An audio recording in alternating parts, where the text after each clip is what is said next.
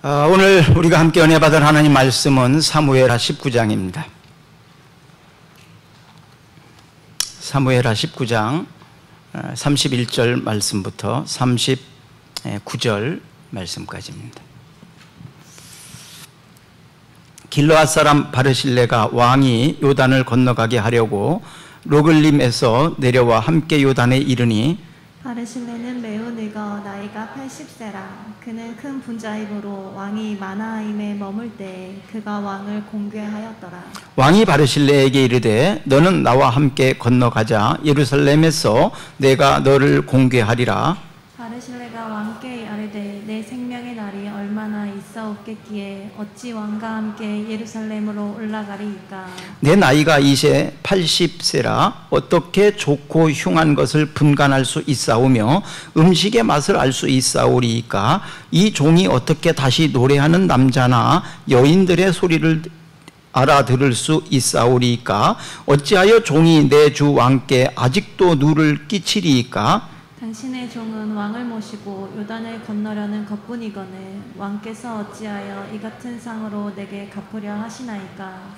청하건대 당신의 종을 돌려보내소서. 내가 내 고향 부모의 묘 곁에서 죽으려 하나이다. 그러나 왕의 종 길함이 여기 있사오니 청하건대 그가 내 주 왕과 함께 건너가게 하시옵고 왕의 처분대로 그에게 베푸소서 하니라. 왕이 대답하되 기맘이 나와 함께 건너가리니 나는 내가 좋아하는 대로 그에게 베풀겠고 또 내가 내게 구하는 것은 다 너를 위하여 시행하리라 하니라. 백성이 다 요단을 건너매 왕도 건너가서 왕이 바르실레에게 입을 맞추고 그에게 복을 비니 그가 자기 곳으로 돌아가니라. 아멘. 한 나라의 지도자가 국민들을 먼저 생각하고 국민을 위해서 정치를 펴면 국민들은 그 지도자를 존경하게 됩니다. 이스라엘 백성에게 있어서 가장 존경받는 왕은 다윗입니다. 미국 역사상 가장 존경받는 미국의 대통령은 링컨입니다. 베트남에서 가장 존경받는 지도자는 호치민입니다. 대한민국에서 가장 존경받는 지도자는 누굴까요? 옛날로부터 따지면 저는 세종대왕이라고 생각합니다. 요즘에는 그런 지도자들이 나오지 않는 것이 참 가슴이 좀 아프지요. 정말 나라를 위해서, 국가를 위해서 자기 한 몸, 자기의 모든 것을 다 바치는 그런 좋은 지도자, 이런 지도자가 만들어질 것을 위해서 기도합니다. 다윗이 이제 왕을 마치면서 왕위를 아들에게 물려주면서 유언하는 내용이 두 가지입니다. 솔로몬에게 왕위를 넘겨주게 되는데요. 첫째는 대장부가 되어서 여호와의 명령을 지켜 행하라. 대장부가 되어서 여호와의 명령을 지켜 행하라. 열왕기상 2장 2절과 3절 말씀입니다. 내가 이제 세상 모든 사람이 가는 길로 가게 되었노니 너는 힘써 대장부가 되고 내 하나님 여호와의 명령을 지켜 그 길로 행하여 그 법률과 계명과 율례와 증거를 모세의 율법에 기록된 대로 지키라. 그리하면 내가 무엇을 하든지 어디로 가든지 형통할지라. 네, 대장부가 되어라. 대장부가 되어라. 이것은 강한 자가 되어라. 강해져라. 또 왕권을 든든하게 해라. 뭐 이것도 포함되지만 너는 큰 마음을 가지고 품는 사람이 되라. 수용할 수 있는 사람이 되라. 작은 그릇이 큰 그릇을 수용할 수 없습니다. 큰 그릇은 작은 그릇을 수용할 수 있습니다. 네가 왕이 되었다면, 지도자가 되었다면 큰 그릇으로서 모든 백성들을, 모든 사람들을 품을 수 있는 그런 대장부가 되라. 우리도 사내 대장부가 뭐 이런 말을 쓰기도 했어요. 그렇죠? 사내 대장부가. 그렇다고 해서 뭐 남녀 차별을 하는 건 아닙니다. 여자들도 대장부가 있습니다. 그렇죠? 반대로 남자들이 쫄장부도 있습니다. 뭐 남자든 여자든 성별 차별이 아니라 대장부가 되라. 큰 사람이 되라. 우리 옆 사람한테 한번 그렇게 말해줬으면 좋겠어요. 대장부가 됩시다. 대장부가 됩시다. 큰 사람이 되시기를 바랍니다. 품을 수 있는 사람이 되기를 바랍니다. 품지 못하면 떠나갑니다. 품지 못하면 떠나갈 수밖에 없습니다. 품으면 그 안으로 들어가게 돼요. 그러나 품지 못하면 밖으로 떠나가게 되죠. 벌은 저를 잘 모릅니다. 그러나 벌의 생리들을 보니까 여왕벌이 하나 생기면 분가해가지고 또 하나의 벌통을 만들어내더라고요. 떠나서, 그렇죠? 떠나서. 지도자가 품지 못하면 백성들이 그 가슴에 묻힐 수가 없습니다. 들어갈 수가 없습니다. 또 신중하고 지혜롭게 행동하라. 신중하고 지혜롭게. 지도자와 지도자가 아닐 때와는 다릅니다. 개인적인 신분으로 있을 때와 내가 지도자로 공인으로 있을 때에는 행동하는 것과 말하는 것이 같으면 안 됩니다. 지도자일 때는 더 신중해야 합니다. 그리고 지혜롭게 해야 됩니다. 그러면 다윗이 이렇게 이스라엘 역사상 가장 훌륭한 왕으로 존경받을 수 있는 것은 무엇이었을까?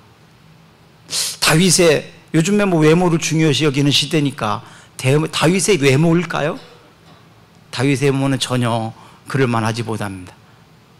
다윗의 뭐 인격일까요? 다윗의 어떤 학식이나 실력일까요? 다 그렇지 않습니다. 그럼 무엇일까요? 다윗이 이스라엘 역사상 가장 존경받게 된 왕이 된 이유가 뭘까요? 외모도 아니고 학식도 아니고 그의 인격도 아니고 하나님을 향한 충성심입니다. 하나님을 향한 마음입니다. 그거 하나가 다윗을 이스라엘 백성 중에 가장 존경받는 위대한 왕이 될 수 있었던 거예요. 하나님을 향한 그의 마음, 하나님을 향한 그의 충성됨. 바로 하나님께 충성했더니 하나님께서는 모든 백성들에게 존경받는, 또 사람들이 충성하게 하는 왕이 될 수가 있었다는 거예요. 그래서 이 다윗은 자기 아들 솔로몬에게 부탁하는 유언의 첫 번째는 바로 너는 대장부가 되거라. 그리고 여호와의 명령을 지켜 행하라. 거기에서 이제 열왕기상 2장에 나와 있는 대로 법률, 이것은 하나님의 법. 법률은 하나님의 법입니다. 또 계명은 하나님의 명령, 하나님의 명령. 그리고 율례는 신앙의 전통과 관습, 뭐 좋은 신앙의 전통, 유전, 이런 것들이죠. 그러니까 하나님의 법, 하나님의 명령, 좋은 전통과 관습, 이런 것들을 잘 지켜 행하거라. 이것이 첫 번째 유언입니다. 우리나라도 좋은 전통이 있습니다. 물론 좋은 법도 있고 좋은 명령도 있습니다. 우리나라는 특별히 동방예의지국이라고 하는 엄청난 예의 범절에 있어서 좋은 전통을 가지고 있습니다. 근데 어느 순간 이 좋은 전통들이 하나씩 없어지고 사라지는 모습을 보게 돼요. 결국 이런 것들이 낳는 것이 개인주의고 이기주의가 되어지고 하나로 결속되어지지 못하는, 다른 사람을 배려할 줄 모르는, 공동체를 파괴하는 그런 결과를 가지고 오고 말았습니다. 두 번째로 다윗이 솔로몬에게 유언으로 남긴 것은 바르실레 아들들에게 은총을 베풀라. 바르실레 아들들에게 은총을 베풀어라. 이건 대단한 일이죠. 다윗에게 있어서 수많은 사람들이, 충성스러운 사람들이 있었어요. 그런데 그 많은 사람들 있지만 그 중에서 탁 집어서 바르실레 그의 아들들에게 너는 은총을 베풀어라. 야, 이거 대단한 일입니다. 바르실레가 도대체 어떤 사람이길래 솔로몬이 왕이 되었을 때 두 가지 유언을 하는 데 있어서 바르실레의 이름을 얘기를 하면서 너는 그의 아들들에게 은총을 베풀어라, 뭐 이런 부탁을 했다는 얘기지요. 열왕기상 2장 7절을 한번 읽어볼까요? 마땅히 길르앗 바르실레의 아들들에게 은총을 베풀어 그들이 네 상에서 먹는 자 중에서 참여하게 하라. 내가 내 형 압살롬의 낯을 피하여 도망할 때 그들이 내게 나왔느니라. 길르앗 사람 바르실레의 아들들에게 은총을 베풀어라. 왜냐하면 내가 압살롬의 반역을 받아서 도망갔을 때 그들이 나를 보살펴줬다. 생명의 은인이다, 이런 뜻이에요. 생명의 은인이다. 바르실레, 그는 내 생명의 은인이다. 그러므로 너는 네가 밥상에 함께 해라. 이 얘기는 뭐예요? 가족같이 여기라, 이 말의 뜻이죠. 밥상을 같이 하라는 얘기는 가족처럼 여기라는, 가족으로 여기라는 얘기죠. 가족. 우리가 그런 얘기를 한솥밥 먹은 사람이라면 한솥밥, 가족의 의미죠. 한솥밥을 먹는 사람, 한솥밥을 먹는 사람, 직장에서 한솥밥을 먹는 사람들, 가정에서 한솥밥 먹는 사람들, 뭐 가족 단위가 꼭 그 혈연만은 아니라 요즘에는 가족 단위를 그렇게 볼 수 있어요.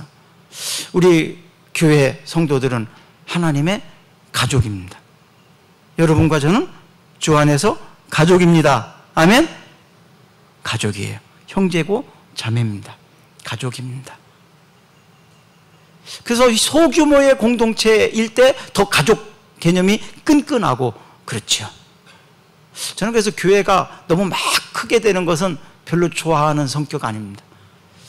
좀 가족과 같은 맛이 없는 것 같아요. 물론 커도 할 수 있겠죠. 소급으로 나눠서, 목장으로 나눠서 할 수는 있죠. 그러나 가족과 같은 공동체의 개념은 작은 교회일 때 더 강화시킬 수 있어요. 그런데 작은 교회이면서도 가족같이 않은 교회들도 많더라고요. 가족같이 않은 교회, 비극이라고 생각을 해요. 근데 큰 교회이면서도 가족 같은 교회도 있더라고요. 그건 좀 훌륭한 거예요. 더 훌륭한 거죠. 우리 교회가 이 가족, 하나님 안에서의 가족임을 잊지 않았으면 좋겠습니다. 주 안에서 우리는 하나입니다. 주 안에서 우리는 가족입니다. 아멘? 우린 가족이에요. 가족입니다.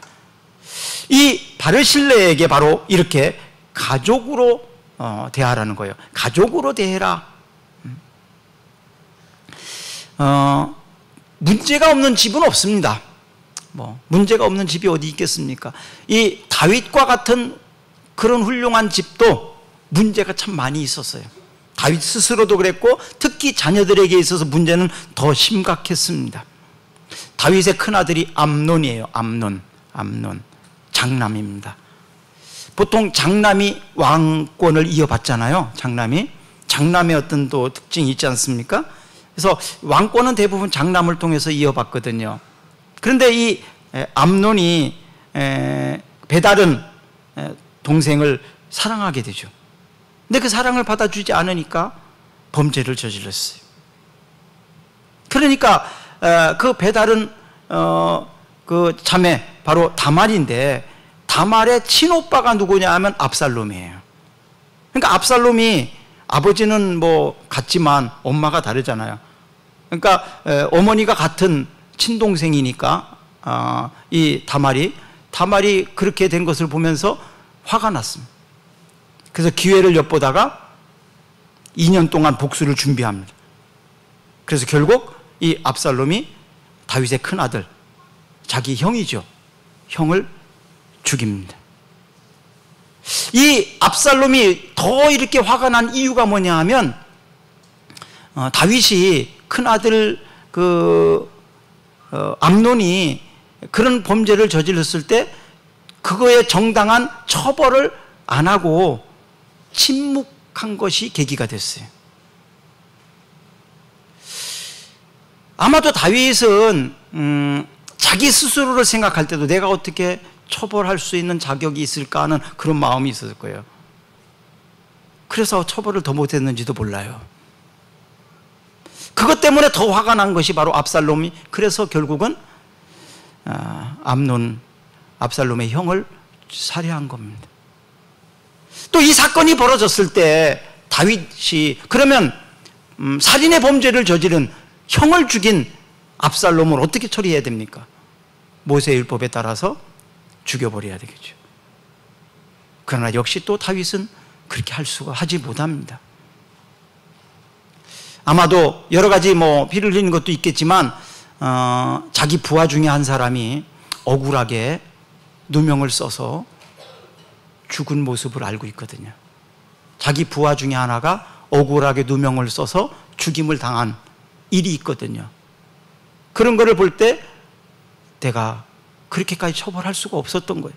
그래서 결국 압살롬을 집에서 내쫓은 거죠. 그것으로 그냥 징계가 끝난 거예요. 그리고 어느 정도 이제 시간이 지나고 난 다음에 다윗의 부하들이 그래도 아들인데 어떻게 그렇게 안 보고 살 수가 있습니까? 이제 좀 예루살렘으로 돌아오게 해야 되지 않겠습니까? 그러니까 다윗은 이제 그 말을 듣고 압살롬을 돌아오게 합니다. 예루살렘으로. 그러나 전처럼 그렇게 마음 편하게 보기는 어려워요. 마음의 상처가 좀 있으니까. 그러는 가운데 이 다윗의 아들 압살롬이 반역을 준비합니다.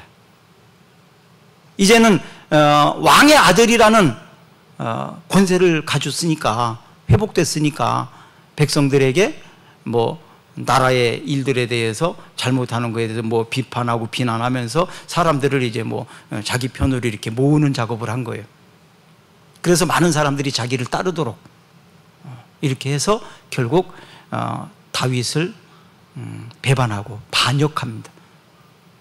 그리고 예루살렘에서 이제 도망가게 되죠. 아버지가 아들의 반역을 받아서 아버지가 같이 싸울 수 없으니까 예루살렘을 떠나게 됩니다. 한 집안에서 이런 일이 얼마나 이게 불행이겠습니까? 얼마나 안타까운 일이겠습니까? 이때에 이 다윗을 받아서 도와준 사람이 바로 바르실레입니다. 바르실레. 어떤 문제가 생겼을 때 압살롬은 하나님의 뜻을 찾고 또 하나님의 은혜와 하나님의 사랑 가운데에서 자기가 받은 그런 은혜나 이런 것들을 생각하기보다는 인간적인 방법으로 문제를 해결하려고 했던 사람이 압살롬이에요. 그래서 자기 분노, 화가 나는 것 때문에 형을 죽이게 되고 또 자기를 내어 쫓은 아버지를 원망하는 마음에 반역을 일으키게 되죠. 군대를 만들어내고 또 아히도벨이라는 그 군인을, 용사를 자기 부하로 삼아서 왕권을 찬탈한 겁니다. 근데 다윗은 가족끼리 싸우지 않아야 되겠다. 어떻게 아들하고 싸울 수 있겠느냐? 어떻게 가족과 같이 피를 흘릴 수 있겠느냐? 차라리 내가 피하는 것으로, 도망가는 것으로 해결하려고 했던 거죠. 하나님께서는 어떤 것을 좋아하셨을까요? 가족 간에 피를 흘리는 걸 좋아하지 않습니다. 그것이 정당성이고 그걸 떠나서 피를 흘리는 걸 좋아하지 않아요. 싸우는 걸 좋아하지 않아요. 여러분도 여러분 자녀가 옳고 그름을 떠나서 약간은 따질 수 있어요. 옳고 그름을. 그러나 그것이 사람을 죽이고 살릴 만큼 그렇게 중요한 일입니까? 거기엔 아마 노할 거예요. 그렇죠? 그거엔 노할 거예요. 상벌은 할 수 있겠지만 그러나 형제간에 죽이고 살릴 만큼 그렇게 중요한 문제라고 이 땅에서 볼 것은 아무것도 없습니다. 서로 가족 간에는 사랑하고 서로의 약점을 돌봐주고 채워주고 하는 것이 가족인 줄로 믿습니다. 오늘 본문 7절을 한번 다시 또 읽어볼까요? 열왕기상 2장 7절 본문이 아니라 아까 읽었던 겁니다. 마땅히 길르앗 바르실레의 아들들에게 은총을 베풀어 그들이 내 상에서 먹는 자 중에 참여하게 하라. 내가 내 형 압살롬의 낯을 피하여 도망할 때 그들이 내게 나왔느니라. 네, 내가 내 형 압살롬의 낯을 피하여 도망할 때에 그가 내게 나왔고 그들이 우리를 보살펴 주었다. 이게 쉬운 일 아닙니다. 현 권력 있는 정권을 가지고 있는 사람들의 그건 도전이거든요. 같이 죽을 수 있는 일 아닙니까? 그거는 굉장히 위험한 일이에요. 권력을 잡은 사람에게 하기는 쉽지만 권력을 빼앗긴 사람을 보살피고 돕는 일은 쉬운 일이 아닙니다.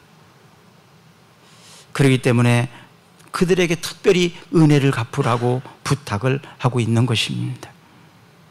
사무엘하 17장 28절과 29절을 보겠습니다.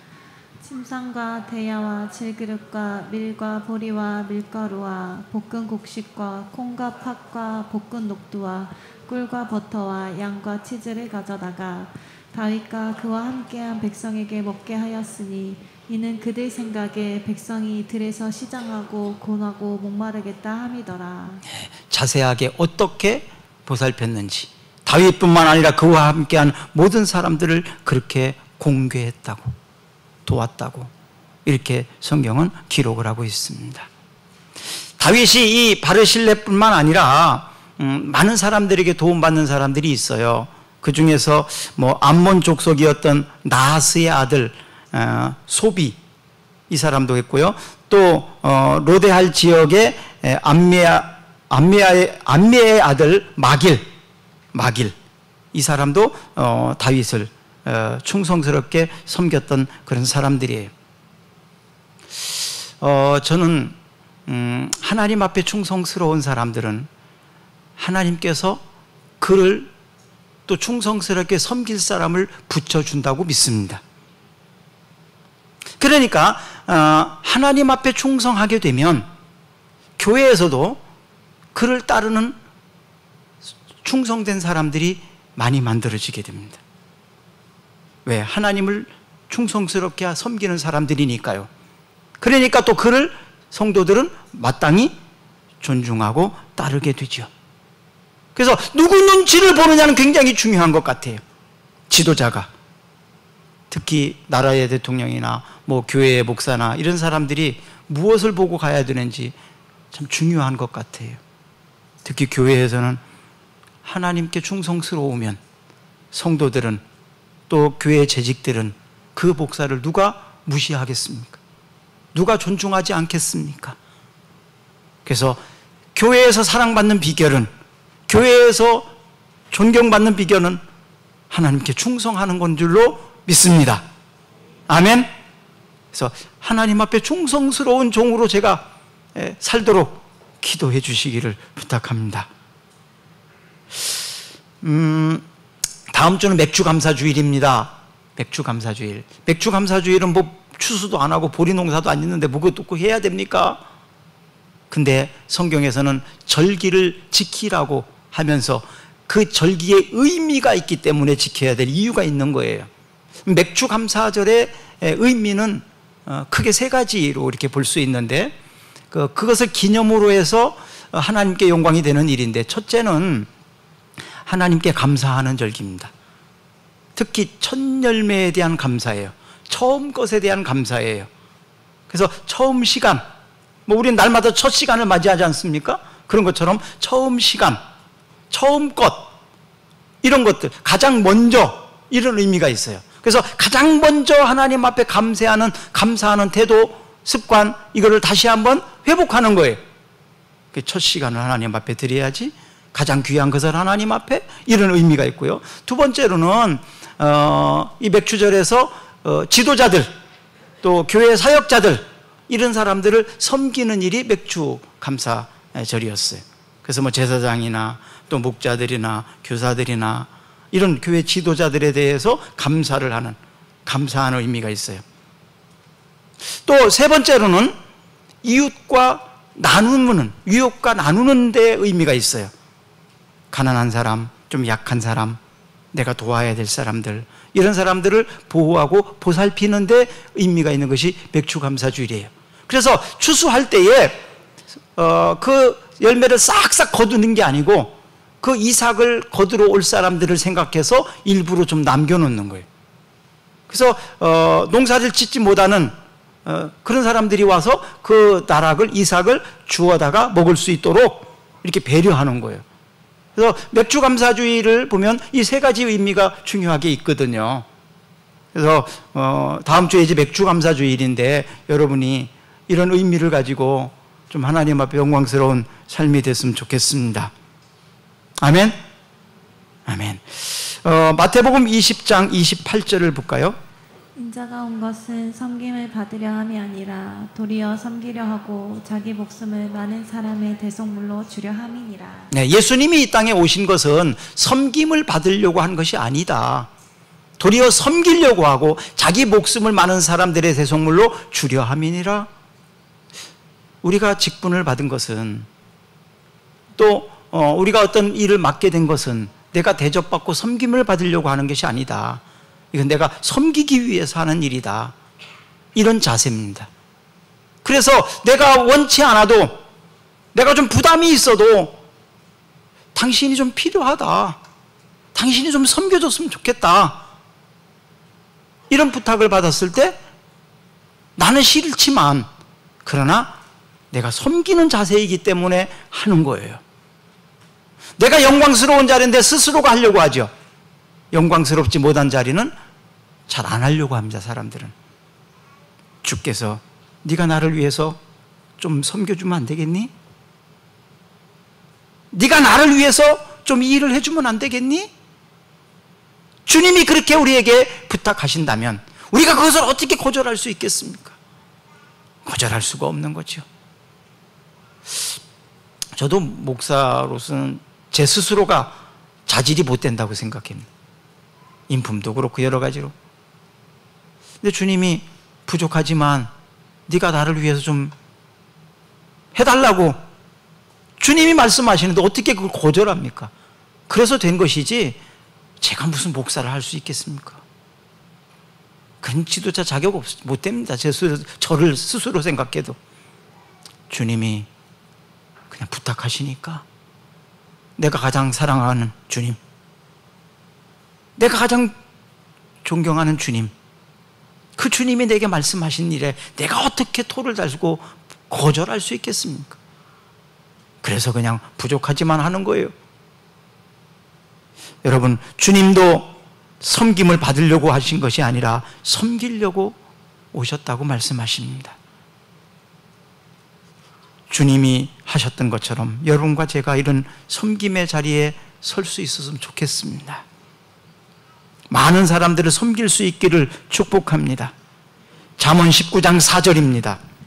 재물은 많은 친구를 더하게 하나 가난한즉 친구가 끊어지느니라. 재물은 많은 친구를 더하게 한다. 이럴 때 우리가 좀 많은 친구들을 더하게 하고 섬길 때 필요한 것이 재물이 많이 중요합니다. 그렇죠? 밥 한 끼를 대접하더라도 있어야 대접할 수 있잖아요. 그래서 내가 있는 것을 가지고 마음껏 섬길 수 있어야 되겠다. 또 섬길 수 있는 재물이 있다면 얼마나 더 좋겠습니까? 그래서 섬김의 기회가 왔을 때 외면하지 말고 섬길 수 있기를 바랍니다. 그 재물이 영원하지 않습니다. 그 재물이 항상 있지 못합니다. 있을 때, 할 수 있을 때 섬김을 실천하시기를 바랍니다. 건강도 마찬가지예요. 내가 건강할 때 더 많이 섬길 수 있지, 건강하지 못하면 섬길 수 없어요. 특히 젊을 때만이 섬길 수 있기를 바랍니다. 아직 저는 젊다고 생각하는데 좀 나이가 좀 이렇게 차이 나는 사람들은 좀 뭔가가 자꾸 차이가 나게 되더라고요. 저도 모르는 사이에. 아, 그래서 이게 때가 있다 하는 것도 다 때가 있다. 젊은 사람들과 학생들하고 어울리는 건 제가 참 어렵더라고요. 여러 가지로 어렵더라고요. 그래서 이게 다 때가 있는 거구나. 그래서 이왕이면 젊고 싱싱할 때, 그때가 하나님 앞에 충성스럽게 봉사하면 좋지 않겠습니까? 그죠? 나중에 은퇴하고 다시 들은 거 좋아할 사람이 어디 있습니까? 싱싱할 때가 좋지요. 그죠? 과일도 싱싱할 때가 좋고 뭐든지 좀 이렇게 좀 싱싱할 때가 좋잖아요. 물론 이제 나이 들은 사람도 나름대로 섬길 일이 있어요. 그러나 뒤로 미루지 말자는 얘기예요. 나중에 한다고 하면 나중에 못 할 수도 있어요. 그걸 말하고 싶은 거예요.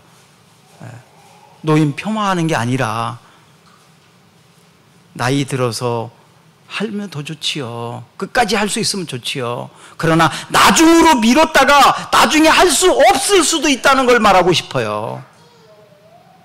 그래서 한 살이라도 더 어렸을 때, 젊었을 때 하십시오.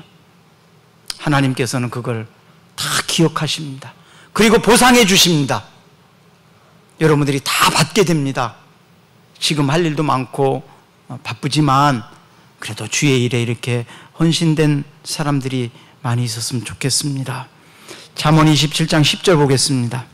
내 친구와 내 아비의 친구를 버리지 말며 내 환난 날에 형제의 집에 들어가지 말지어다. 가까운 이웃이 먼 형제보다 나으니라. 네, 우리 말에도 있습니다. 그렇죠? 먼 친척보다 가까운 이웃이 훨씬 좋더라. 가까운 데 있는 사람부터 이렇게 잘 보살피고 섬기는 일이 중요합니다. 잠언 28장 27절도 읽어볼까요? 가난한 자를 구제하는 자는 궁핍하지 아니하려니와 못 본 채 하는 자에게는 저주가 크리라. 가난한 자를 구제하는 자는 궁핍하지 아니하려니와 못 본 채 하는 자에게는 저주가 크리라. 좀 무섭기도 하지 않아요? 또 29장 7절 읽어봅니다. 의인은 가난한 자의 사정을 알아주나 악인은 알아줄 지식이 없느니라. 의인은 가난한 자의 사정을 알아주나 악인은 알아줄 지식이 없느니라. 어떤 사람이 의인입니까? 어떤 사람이 악인입니까? 다른 사람을 알아준다. 이건 배려라는 말을 쓰고 싶어요. 배려. 다른 사람을 좀 알아주고 배려하는 거죠. 기대하고 또 받으려고 하고 이러면 원망이 많아지게 됩니다. 불평이 많아지게 됩니다. 나 같으면 이라는 말을 많이 쓰는 사람들이 있죠. 이런 사람들은 기대를 많이 하는 기대. 나 같으면 그렇게 했을 거다. 원망하고 불평하는 사람들의 특징이 바로 기대가 많은 사람들이에요. 나 같으면 그렇게 안 할 텐데. 배려하는 사람들은 나 같으면이라는 말을 쓰지 않아요. 그 사람을 배려, 그 사람의 마음, 그 사람의 형편 이런 것들을 먼저 생각을 하게 됩니다. 지난주에 우리는 말씀드렸어요. 종처럼 종은 소유권이 없다고 말씀드렸고 종은 자기 주장도 없고 자기 자존심도 없는 사람이 종이에요. 종처럼 섬기자고 말씀을 드렸습니다. 자, 오늘 본문 33절을 한번 읽어보겠습니다. 왕이 바르실레에게 이르되 너는 나와 함께 건너가자. 예루살렘에서 내가 너를 공개하리라. 다윗 왕이 이제 왕권이 회복됐을 때, 이 반역자들을 다 처벌했을 때 이제 왕이 되어서 바르실레를 데리고 가려고 합니다. 나와 함께 같이 가자. 사람들은 이런 은혜를 잘 안 갚으려고 하는 경우가 많아요. 근데 다윗은 받은 은혜를 이제 나와 함께 예루살렘으로 가자. 가서 이제 좀 누리면서 넌 살았으면 좋겠다. 왕의 사랑받는 그런 사람으로, 존경받는 사람으로 그렇게 살았으면 좋겠다. 그리고 데리고 가려고 하죠. 그럴 때 35절을 또 읽어볼까요? 내 나이가 이제 80세라 어떻게 좋고 흉한 것을 분간할 수 있사오며 음식의 맛을 알 수 있사오리이까. 이 종이 어떻게 다시 노래하는 남자나 여인의 소리를 알아들을 수 있사오리이까. 어찌하여 종이 내 주 왕께 아직도 누를 끼치리이까. 재미있게 표현하고 있어요. 내 나이가 80입니다. 내 나이가 80입니다. 왕궁에서 아무리 좋은 음식을 먹을지언정 그게 뭐 그렇게, 또 왕궁에서 수많은 사람들이 노래하고 춤추고 뭐 이렇게 그런 거 많잖아요. 그런 것들 보면서 뭐 즐기고 누릴 만한 그게 뭐 그렇게, 그러면서 거절합니다. 정중하게 거절하는 내용이죠. 정중하게 거절을 하면서 저는 이곳에서 살다가 이곳에서 묻히고 싶습니다. 그가 했던 모든 것들을 대가 없이, 그리고 내가 그것을 한 걸 뭘 받으려고 하는 그런 의사가 없이 섬겼기 때문에 이렇게 할 수 있는 거죠. 대가를 기대하고 섬긴 사람들은 당연히 따라가서 누리려고 하겠죠. 그러나 대가를 기대하지 않고 순수하게 섬겼던 바르실레의 이 모습을 보게 됩니다. 명예와 부를 싫어할 사람이 어디에 있습니까? 그러나 명예와 부보다는 내가 섬기는 자리, 대접받는 자리보다는 내가 섬길 수 있는 자리에 내가 있으려고 하는 자세입니다. 사실 그렇게 추구하기가 쉽진 않은데요, 그렇게 살았으면 좋겠습니다. 사실은 대접받는 자리보다는, 명예로운 자리보다는 실질적으로 내가 섬길 수 있는, 봉사할 수 있는, 일할 수 있는 그 자리에 남아있는 것, 이것이 더 사실은 영광스러운 일입니다. 빌립보서 2장 3절을 읽어볼까요? 아무 일에든지 다툼이나 허영으로 하지 말고 오직 겸손한 마음으로 각각 자기보다 남을 낮게 여기고. 어떤 일을 할 때 다툼이나 허영, 이것이 있으면 갈등이 많이 생깁니다. 교만, 이런 것들이 나오게 되죠. 그런데 겸손한 마음으로 자기보다는 남을 더 높여주라, 더 낮게, 더 높여줘라, 그런 의미죠. 더 귀하게 여겨라, 그런 얘기예요. 그래서 어떤 결과가 왔을 때 내가 했다고 말하기보다는 이분 때문에 하게 됐습니다, 이분이 영광을 받으실 일입니다. 오히려 옆에 있는 사람에게 공을 돌려주는 거죠. 목사는 어떤 교회가 좋은 선교의 일을 많이, 선한 일을 했을 때 사람들에게 대표로 목사가 가서 받을 거 아니에요, 그렇죠? 칭찬을 받을 거 아니에요? 그러면 거기서 우쭐대면서 내가 한 것처럼, 그게 아니라 우리 교인들이 한 겁니다. 우리 교인들이 한 겁니다. 우리 교회가 한 겁니다. 내가 한 게 아닙니다. 교인들이 한 겁니다. 이렇게 하는 거죠. 교인들은 또 우리 목사님의 리더십으로 하게 된 겁니다, 뭐 이런 식으로, 그렇죠? 서로 이렇게. 부부간에도 마찬가지죠. 부부간에도 서로 존중해주고 섬겨주고 아껴주고 높여주고, 이런 자세가 있을 때 다툼이 생기지 않습니다. 허영심이 생기지 않습니다. 섬김과 봉사에는 바로 그렇게 해야 된다는 거예요. 누가복음 17장 10절 볼까요? 이와 같이 너희도 명령받은 것을 다 행한 후에 이르기를 우리는 무익한 종이라 우리가 하여야 할 일을 한 것뿐이라 할지니라. 여기는 더 재미있게 말하고 있습니다. 우리는 무익한 종이라, 그냥 할 일을 했을 뿐이라, 그냥 나는 무익한 종이라, 내가 그냥 할 일을 했을 뿐이라고, 내가 할 일을 했을 뿐이라고, 이렇게 하는 거예요. 내가 그냥 할 일을 했을 뿐이다. 당연히 해야 될 일 한 겁니다, 이런 표현이기도 하고요. 당연히 해야 될 일 내가 한 거다. 또 다른 표현을 하면 심부름이라는 말도 좋을 것 같아요. 심부름. 무엇은 어떤 심부름을 시켰을 때 그 내 것을 주는 게 아니잖아요. 뭐 이것 좀 갖다 주거라 그러면 심부름 시킨 사람이 그분 거예요. 나는 그냥 심부름만 했을 뿐이에요. 근데 내가 한 것처럼 공을 세우려고 하는 사람이 있죠. 심부름을 해놓고 내가 한 것처럼 공을 세우려고 하는 사람이 있어요. 그냥 나는 심부름만 했을 뿐입니다. 그분이 한 겁니다. 하나님 앞에서 나는 하나님 앞에 심부름으로 했을 뿐입니다. 내 것이 어디 있습니까? 하나님께 심부름 왔을 뿐이에요. 심부름 온 사람이 무슨 뭐 그렇게 사랑받고 뭐 칭찬받을 만합니까? 심부름을 시킨 분, 주인이 받을 만한 것이지요. 그래서 나는 심부름 왔습니다, 이런 자세예요. 나는 심부름 왔을 뿐입니다. 모든 영광은 하나님께서 받으실 일입니다. 이런 자세가 바로 섬김의 자세, 이 바르실레의 모습을 보면서 다시 그 생각을 하게 됩니다.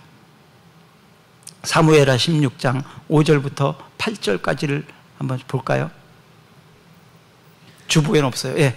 다윗 왕이 바후림의 이름에 거기서 사울의 친족 한 사람이 나오니 게라의 아들이요 이름은 시므이라. 그가 나오면서 계속하여 저주하고 또 다윗과 다윗 왕의 모든 신하들을 향하여 돌을 던지니 그때 모든 백성과 용사들은 다 왕의 좌우에 있었더라. 시므이가 저주하는 가운데 이와 같이 말하니라. 피를 흘린 자여 사악한 자여 가거라. 가거라. 사울의 족속의 모든 피를 여호와께서 내게로 돌리셨도다. 그를 이어서 내가 왕이 되었으니 여호와께서 나라를 내 아들 압살롬의 손에 넘기셨도다. 보라, 너는 피를 흘린 자이므로 화를 자초하였느니라 하는지라. 네, 잠깐 그대로 말씀을 놓고 보세요. 제가 이 말씀을 왜 꺼낸지 아십니까? 시므이라는 사람이 있는데 원래 이 사람은 다윗의 부하였어요. 그런데 이 사람이 압살롬이 권력을 쟁취하니까 압살롬의 앞잡이가 되어가지고 다윗을 저주하는 모습이에요. 자기가 모셨던 왕을 저주하는 모습이에요. 피를 흘린 자요 막 이래가면서 또 하나님의 이름을 걸먹을 들으면서 하나님께서 내게로 돌리셨다 뭐 이렇게 말하면서 하나님이 너를 저주했다, 하나님 너를 버리셨다, 하나님도 뭐 이래가면서 자기 스스로일 뿐만 아니라 하나님도 그랬다고 하면서 지도자를 저주하는 그 모습이 바로 시므이예요. 오늘날 자기가 섬겼던, 자기가 모셨던 지도자들에 대해서 이렇게 하는 사람들이 얼마나 많습니까? 세상에만 있는 것이 아니라 교회 안에도 있더라고요. 물론 교회 지도자들의 책임이 저는 더 크다고 생각합니다. 그 지도자의 책임이 크다고 생각합니다. 그러나 섬겼던 지도자에 대하여 시므이처럼 해서는 안 된다고 봅니다.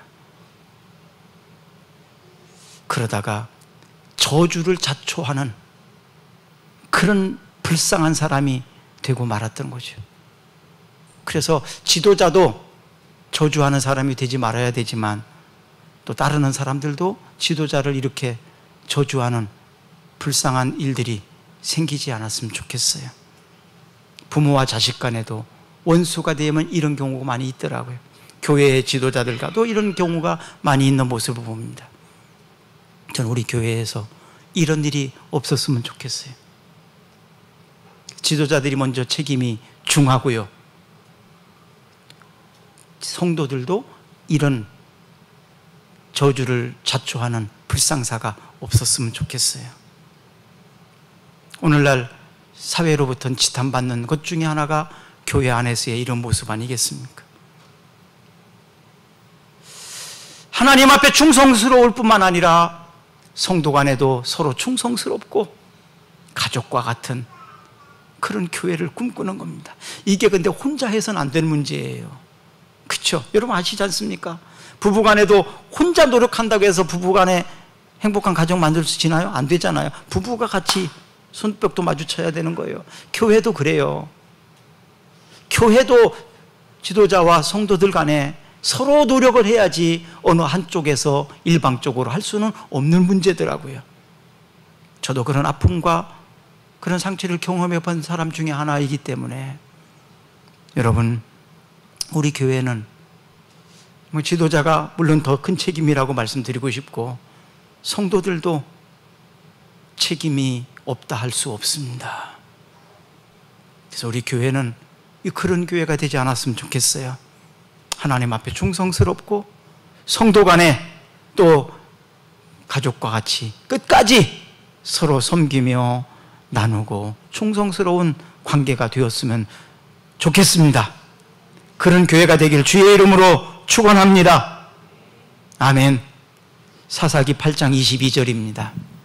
그때 이스라엘 사람들이 기드온에게 이르되 당신이 우리를 미디안의 손에서 구원하셨으니 당신과 당신의 아들과 당신의 손자가 우리를 다스리소서 하는지라. 이건 누구 얘기냐면 기드온의 이야기예요. 미디안의 대군이 이스라엘을 쳐들어왔을 때 하나님께서는 기드온을 세우셔서 미디안의 대군을 물리치게 되죠. 그러니까 이스라엘 사람들이 기드온을 왕으로 세우려고 하는 거예요. 그래야 나라가 안전할 수 있으니까, 부강할 수 있으니까.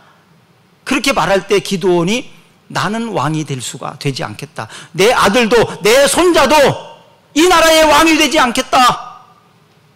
너희들을 다스리지 않겠다. 단호하게 선언하는 거예요. 내가 그 혜택을 누리고 싶지 않다는 얘기죠. 하나님이 하게 하신 것을 내가 나와 내 아들과 내 손자가 그렇게 누리는 거 하지 않겠다. 그냥 우리도 한 백성으로서 섬기는 사람으로 살겠다. 그런 의미입니다. 하나님이 세우시는 지도자, 하나님이 세우실 때 순종해서 따르는 것이지 자기 스스로가 누리려고 한다면 이런 부작용이 생기는 겁니다. 23절 읽어볼까요? 또 기드온이 그들에게 이르되 내가 너희를 다스리지 아니하겠고 나의 아들도 너희를 다스리지 아니할 것이요 여호와께서 너희를 다스리리라 하니라. 아멘. 여호와께서 너희를 다스리라. 저는 교회 지도자들이 다스리려고 할 때 문제가 된다고 봅니다. 하나님께서 우리 교회를 다스리는 거고 저와 여러분은 그냥 섬길 뿐입니다. 섬길 뿐입니다. 좀 주님만이 우리 교회를 다스리시기를 축복합니다. 그렇게 되기를 바랍니다. 주님이 다스리시는 교회가 되기를 축복합니다. 디모데후서 4장 5절 읽겠습니다. 그러나 너는 모든 일에 신중하여 고난을 받으며 전도자의 일을 하며 내 직무를 다하라. 우리는 그냥 우리에게 직무를 다할 뿐입니다. 내게 맡겨진 직무를 다할 뿐이에요. 고린도전서 4장 2절 볼까요? 그리고 맡은 자들에게 구할 것은 충성이니라. 그냥 내가 맡은 일에 대해서 충성할 뿐입니다. 그렇죠? 내가 맡은 일에 대해서 난 충성할 뿐이에요. 뭐 이래라 저래라 비난하고 할 것도 없어요. 내가 그냥 내 맡은 일에 충성할 뿐이에요. 사도행전 20장 24절을 보면 사도 바울이 나의 달려갈 길을 마칠 때까지 복음을 증언하는 일을 내가 생명조차도 아끼지 아니할 것이다. 목숨을 걸고 자기가 맡은 일에 대해서 충성하겠다. 바울은 그렇게 다짐하고 있습니다. 마태복음 25장 23절을 마지막으로 읽어보겠습니다. 그 주인이 이르되 잘하였도다 착하고 충성된 종아 내가 적은 일에 충성하였음에 내가 많은 것을 내게 맡기리니 내 주인의 즐거움에 참여할지어다 하고. 아멘. 우리 다 같이 기도하겠습니다. 다윗과 바르실레를 보면서 나와 우리 성도들 보게 됩니다. 하나님 앞에 충성스러운 종으로 살고 싶습니다. 성도들에게 충성스러운 사람, 또 하나님만이 우리 교회를 다스리시는, 하나님만이 우리를 지배하시는 그런 교회. 그래서 하나님께서 충성스러운 자들에게 큰 것을 맡겨주신다고 하십니다. 큰 그릇이 되어서, 큰 사람, 대장부가 되어서 더 많은 사람들을 수용하고 포용하는 여러분이 되기를 주의 이름으로 축복합니다. 지금은 우리의 억만 죄를 대속하시고 십자가에서 하나님과 화목하게 하신 예수님의 무한하신 은혜와 만족의 근원이 되시는 하나님의 극진하신 사랑과 우리와 늘 함께 계셔서 복 있는 사람이 되도록 도우시는 성령님의 교통하심이 주 앞에서 나와 예배드리고 주님의 일에 충성스러운 영혼이 되기를 굳게 결심하고 돌아가는 모든 성도들 머리 위에, 저들의 가정과 저들의 사업장과 일터 위에, 이 나라와 이 민족 위에 영원토록 함께 하시기를 간절히 축원하옵나이다. 아멘.